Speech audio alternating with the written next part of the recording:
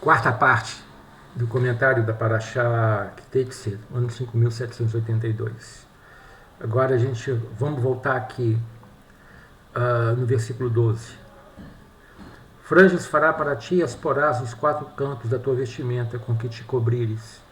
Isso é o tzitzit, né, que o Senhor nos manda colocar e tem todo um processo para ser feito. Eles representam os 613 mandamentos. Então, dentro dos mandamentos, eles não fala para fazer algo na nossa roupa para que a gente lembre de todos esses mandamentos. Então, o Senhor sempre vai estar junto com a gente, querendo nos lembrar aquilo que é para o bem nosso, para o seu bem. Se nós abrirmos nossos corações, nós sempre vamos escutar, sempre. Não tem como não escutar aquele que te criou. Tudo depende da sua intenção, da sua kavaná, da sua vontade de escutar. Né? Não coisas que você quer escutar, mas o que você precisa escutar. Vamos lá. Versículo 13. Quando tomar um homem ou uma mulher e depois coabitar com ela, ou aborrecer, e ele atribuir atos caluniosos e divulgar contra ela uma má fama e disser, essa mulher tomei, cheguei-me a ela, porém não achei nela os sinais da virgindade. Tomarão então o pai da moça e sua mãe e apresentarão os sinais da virgindade da moça aos anciãos da cidade, à porta do tribunal, e dirá o pai da moça aos anciãos, minha filha eu dei este homem por mulher, ele dela se aborreceu. Eis que ele a caluniou com palavras dizendo, não achei em tua filha os sinais da virgindade, eis aqui os sinais da virgindade da minha filha. Estenderão a roupa diante dos anciãos da cidade. E tomarão os anciãos daquela cidade ao homem e o castigarão. E o multarão em 100 ciclos de prata, e os darão ao pai da moça, porque divulgou a má fama contra a Virgem de Israel. Ele será por mulher, não poderá despedir todos os seus dias. Porém, se isso for verdadeiro, que não se acharam na moça os sinais da virgindade, tirarão a moça até a porta da casa do seu pai e apedrejarão na presença dos homens da sua cidade, e morrerá, pois cometeu um ato vergonhoso em Israel, fornicando enquanto estava na casa do seu pai, eliminarás o mal do meio de ti. Quando for encontrado um homem deitado com uma mulher que tenha marido, morrerão ambos os dois. O homem que se deitou com a mulher e a mulher eliminarás o mal de Israel. Quando houver uma moça virgem desposada com algum homem, e o outro homem a achar na cidade se deitar com ela, tirareis a ambos à porta daquela cidade. Os apedrejareis e morrerão. E a moça, porque estando na cidade, não gritou, e o homem, porque afligiu a mulher do seu companheiro, eliminarás o mal do meio de ti. Se no campo achar o homem a moça desposada, e o homem a forçar e se deitar com ela, então morrerá somente o homem que se deitou com ela. Mas a moça não farás nada. A moça não tem pecado de morte, porque como no caso do homem que se levanta contra seu companheiro e o mata, assim também é esse caso. Pois no campo achou, a moça desposada gritou, não houve quem a salvasse. Quando achar um homem, uma moça virgem que não foi desposada, e pegar nela e se deitar com ela, e forem encontrados, então dará o homem que se deitou com ela ao pai da moça 50 ciclos de prata. Ela lhe será por mulher, porquanto afligiu, e não poderá despedir por todos os seus dias. Nenhum homem desposará a mulher do seu pai, nem aquela que foi destinada a seu pai. Bom, nessa questão do relacionamento sexual, nós estamos falando de relacionamento das almas, do encontro das almas através da intimidade, ou seja, a intimidade do relacionamento. Deus, quando fez Adão, fez ele inteiro. Né? E fala assim, não é bom ele ficar assim. Né? Não é bom que esteja só. Então, dividir ele no meio. Né? Tudo vamos chamar isso de um poema, mas a verdade é o seguinte, a alma do homem foi seccionada e feito a alma feminina. É tudo uma coisa só. Então, o respeito do homem pela mulher, que já começa nessa paraxá, vem desde do despojo de guerra. E aqui está falando sobre a questão do casamento. Né? Então, aquilo que eu comecei a falar, as pessoas casam sem ter um menor cuidado em saber que aquilo deve e deveria ser para o resto da vida. Para estar com uma pessoa só todo o resto da minha vida e sim estruturar uma família e estruturar uma sociedade. Quando as coisas começam a ficar confusas, né, o admirável mundo novo, né, começa a ficar essas coisas deteriorando, nós temos que começar a desconfiar. Sabe, como as pessoas se casam e qualquer coisinha se separam, porque a escova de dente dela não serve, aperta a pasta no meio, porque tem uma cadeira que ela deixa sempre tropeço, ou porque ele deixou a cueca em cima da banheira, ou qualquer coisa desse tipo. viram motivos para separação. Quando, na verdade, o conhecimento da alma tem que ser profundo tanto de um lado quanto do outro. Então aqui está falando da desculpa do homem, o sujeito que não presta ou a moça que não presta. Né? Colocando assim nessa questão aqui da virgindade, desses valores. Hoje a coisa está tão torta que é até difícil se colocar isso como base, porque aqui já virou mal. Né? O bem virou mal e o mal virou bem. Né? Os valores foram invertidos. E isso que a Torá tenta resgatar para nós. Porque o quão grave é isso. E aqui você vê o respeito pela mulher muito grande, mas não tira dela a responsabilidade. Hoje está todo mundo igual, então as responsabilidades são as mesmas, mas não é essa a verdade. Homem é homem, mulher é mulher. O homem tem seu papel, a mulher tem seu papel. E é assim que a gente tem que caminhar. É assim que a gente tem que buscar, respeitando e entendendo um ao outro. Não é questão de machismo, né? nem da Torá, porque se você for ver em Provérbios 31, da mulher virtuosa, você vê que a mulher virtuosa, ela é empresária, ela dá cinta aos comerciantes. Ela cuida bem de tudo. A mulher é impressionante, ela é binar. A mulher é inteligência, é foco. Né? Ela faz as coisas acontecerem.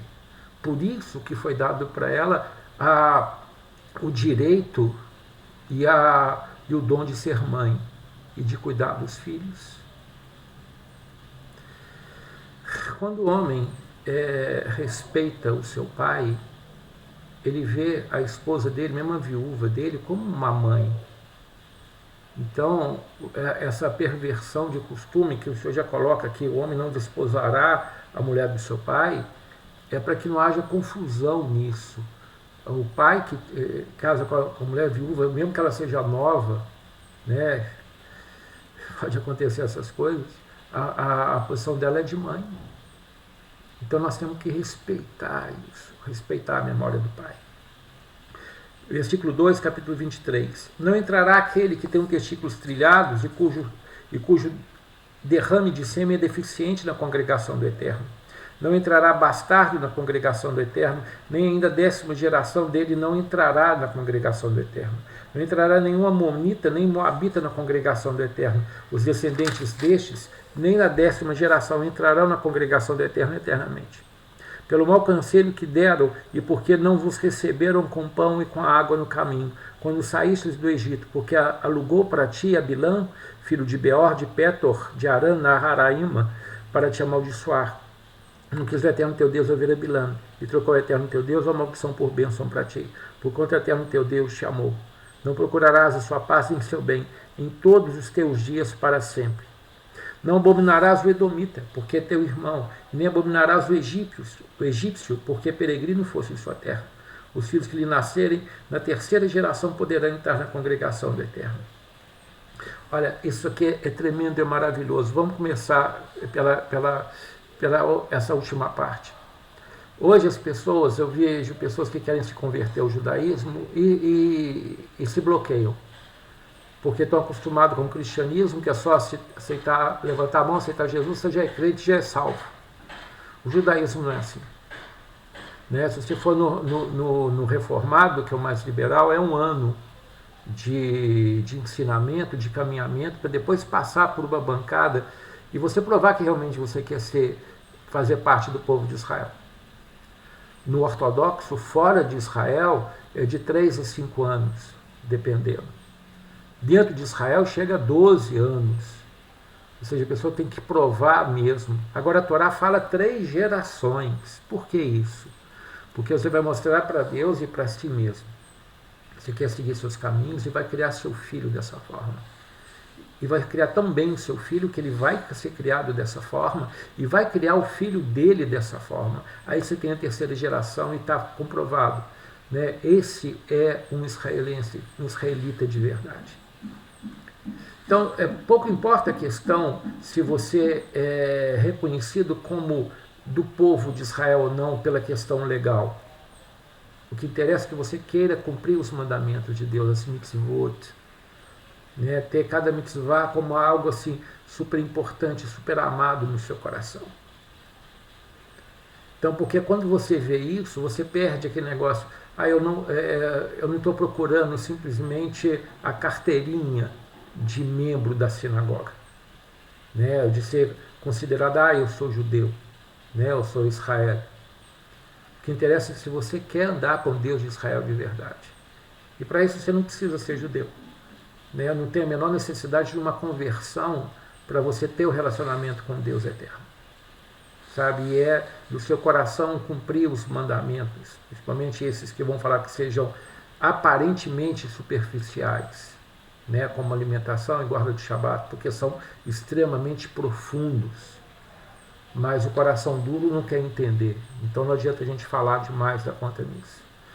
Mas se convencionou que uma pessoa das nações, ou seja, que não é judeu, ela não precisa guardar Shabat nem comer kasher. É convenção. Mas o que a Torá fala é que se você quer, você tem todo o direito, mas também tem todas as obrigações. E isso é o caminho. Então, quando ele está falando aqui, fala assim, nos amonitas, os moabitas, você está falando do sujeito que é egoísta. Né? Você vê, nós vamos voltar lá na Parashá Balak, quando Balak chega para Midian e fala, olha o que esse povo vai fazer, eles vão comer a terra tudo, eles vão tirar toda a comida da terra como o boi lambe o campo.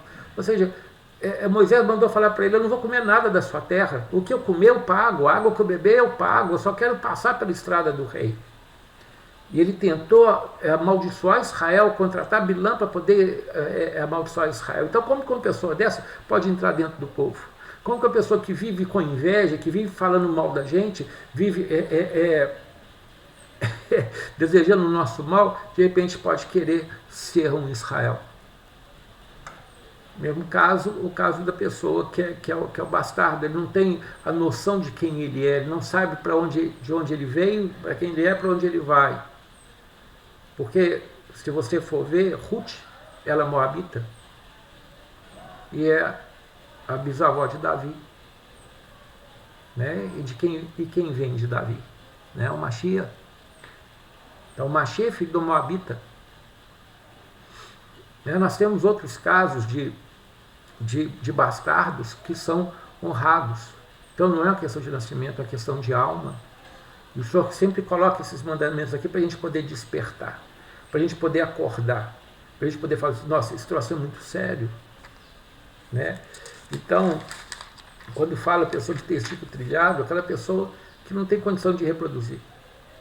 Aquela pessoa que não se esforça, né? Estou falando espiritualmente falando. Né, não se esforça para gerar filhos espirituais, para gerar conhecimento, para gerar, não só que essa questão que o evangélico fala de ganhar almas, ter pedrinha na sua cabeça, não é isso. É de fazer atitudes verdadeiras em que as pessoas veem em você a santidade. Então ela fala, eu também quero isso. Né, a Parashá Kedoshim fala, primeira coisa, teme a teu Deus, e depois teme a tua mãe e teu pai. Ou seja, em cima e embaixo, isso é ser santo. O santo busca o divino e busca a estrutura, a família embaixo, e a estrutura dessa família. Sabe, isso que o Senhor nos mostra, a gente tem que ter os olhos abertos para poder entender. E fala sobre essa questão, eu não vou poder abominar o Edomita, nem o egípcio. O Edomita é filho de Esav. E Esav, a gente tem uma profecia lá atrás em Gênesis, quando Esav sai da terra, porque a terra não poderia comportar ele, Jacó, por amor a Jacó. Então há dentro de Edom, esse povo, um amor a nós, e nós por eles, muito profundo. Sabe, algo que você tem que pensar, que tem que entender. Isso está falando sobre os judeus e os cristãos. Porque dentro do judaísmo, quando se fala de Edom, se fala de Roma. Então há um amor profundo entre os judeus e os cristãos. Por isso que a nossa cultura é judaico-cristã. Então haverá um momento de uma compreensão mútua tremenda. E nós torcemos, eu torço muito por isso. E aqui ele fala sobre o egípcio, para reconhecer que mesmo que tenha sido maltratado lá, eles receberam. José cresceu e prosperou no Egito. Os nossos 12 pais prosperaram no Egito. E o povo cresceu e se estabilizou e sobreviveu por causa disso. Isso não pode ser esquecido nunca. Então você tem um coração grato, né? Isso aqui é o toque do coração grato. É fundamental.